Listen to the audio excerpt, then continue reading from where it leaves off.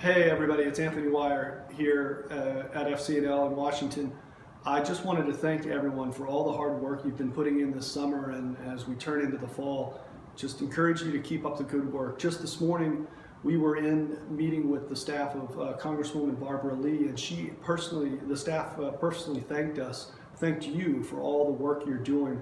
We've had additional co-sponsors join this Audit the Pentagon Act, and they're getting a better response than they've ever had before, and they're really excited. So I wanted to pass along that great news to you as encouragement in what I know can be otherwise fairly troubling times. I know that everyone was disappointed in the vote that the Senate took a couple of weeks ago on the defense authorization bill that would add so much money.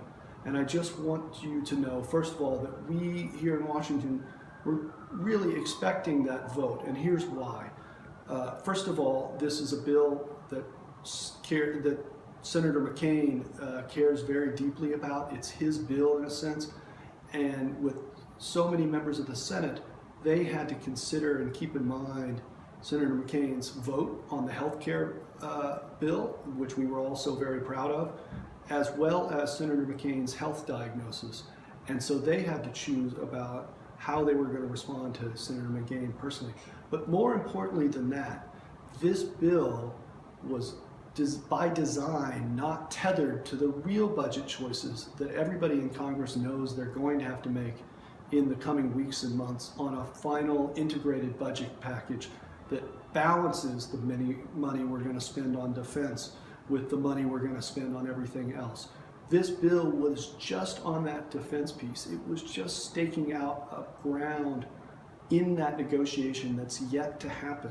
And so while we're discouraged about that vote, and we need to be raising that discouragement up to every member of Congress, every member of the Senate for that vote, it's really important to focus now on the choices that they have in front of them and the expectations you have of what those choices are going to be. Because in the coming weeks and months, Congress is going to have to choose on a budget that either lifts up anything and everything that the Pentagon is asking for and continues this mindless drive of Pentagon spending, or what we're working for and what we have real hope that we can achieve is a budget that brings real balance back into our priorities, that puts people above the military, that puts people in front of these militaristic solutions.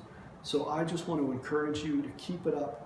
Ask each of your senators to make that important choice to lift up a budget that puts people first, and we think we can have a real impact in the coming weeks and months as we go into these negotiations. Thank you so much for your work, and keep it up.